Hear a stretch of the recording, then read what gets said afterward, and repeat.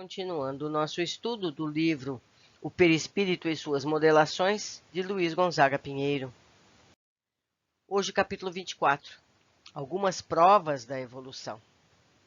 São inúmeras as provas que indicam ser o homem o resultado da evolução de seres inferiores, ou seja, primários na ordem da ascendência biológica. No campo da anatomia comparada, podemos observar a homologia existente entre a constituição esquelética das asas do morcego, das aves, dos répteis voadores extintos e dos membros anteriores dos mamíferos.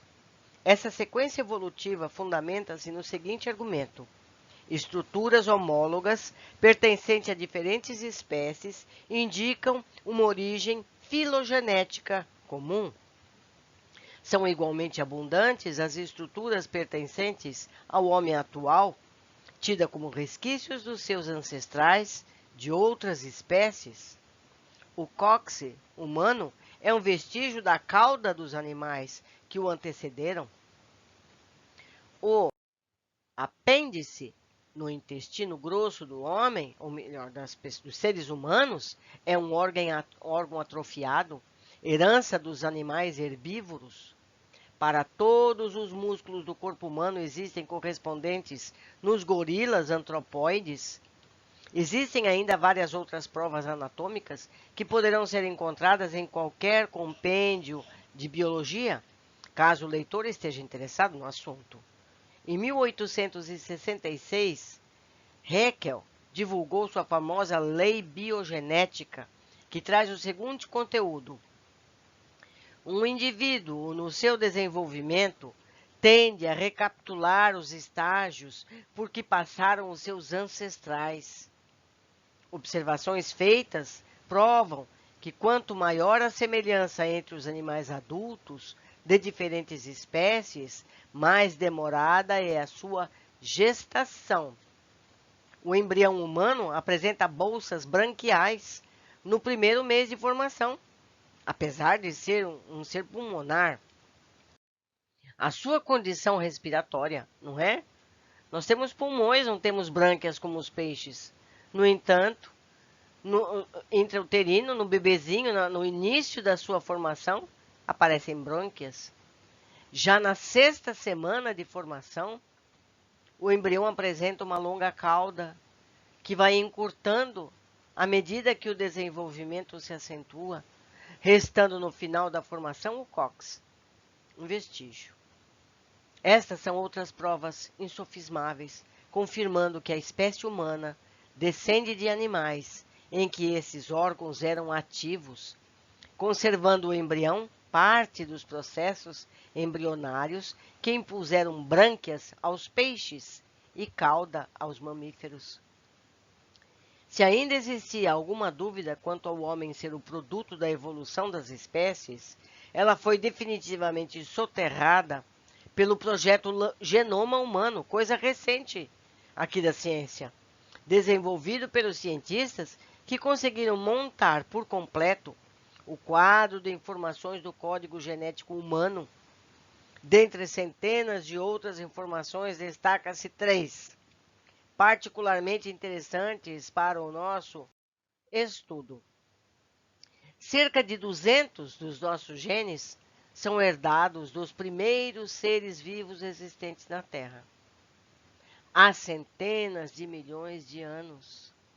Os unicelulares, sendo pelo menos um deles responsável pela produção de proteínas ligadas às emoções, cerca de 1000 genes desativados ao longo da evolução, considerados hoje pelos cientistas como DNA lixo.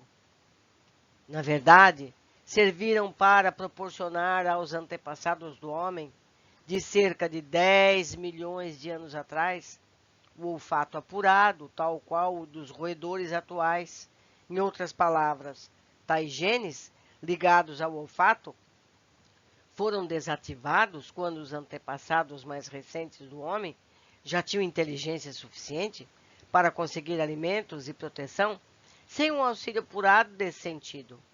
Pelo menos 750 milhões de pares base do DNA humano não passam de vastos desertos com pouquíssimos ou nenhum gene presente. O que significam tais desertos? Seriam estágios já superados ou a conquistar? Para tais perguntas, somente a evolução dará essas respostas. Outro tipo de prova da evolução situada no campo psíquico é a regressão de memória. Nesse tipo de experiência, revelam-se pelo próprio espírito múltiplas passagens vividas no período uterino e pré-uterino, antes da última encarnação.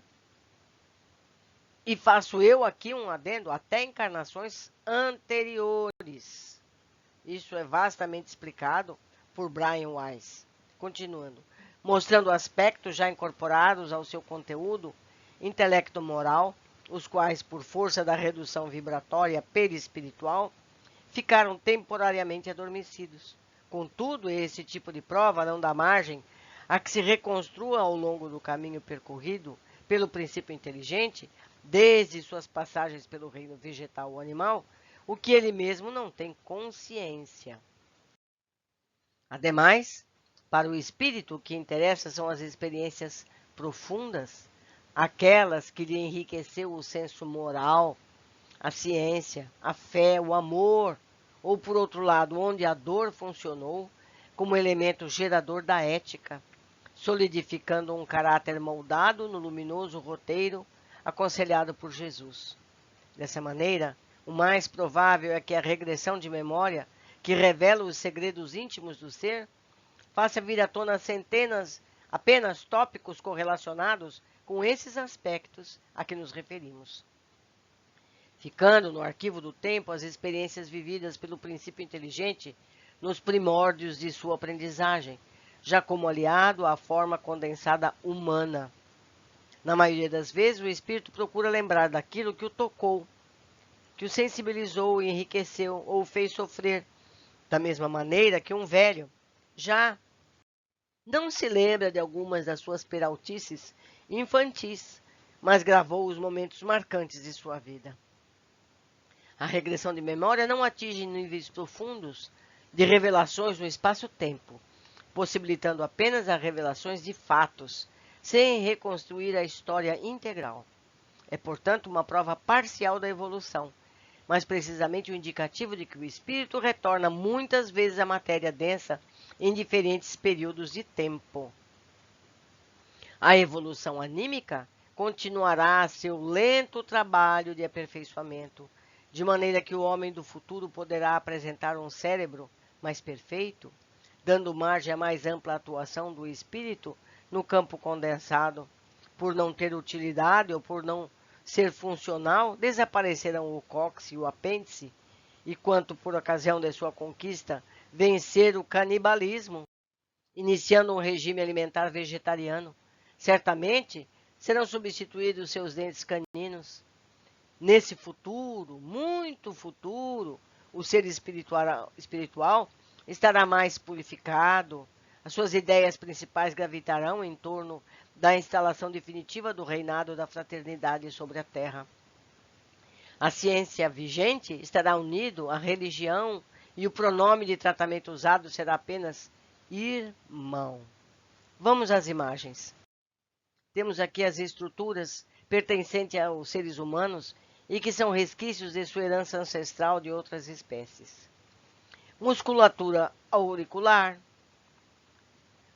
a pálpebra, o canino, o apêndice, músculos abdominais, cóccix e músculos puriforme.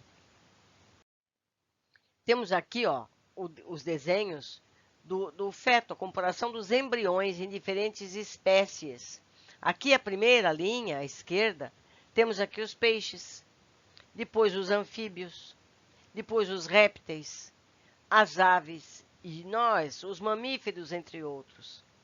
Estamos vendo aqui como é similar, como é parecido. Não é verdade? Temos que assumir.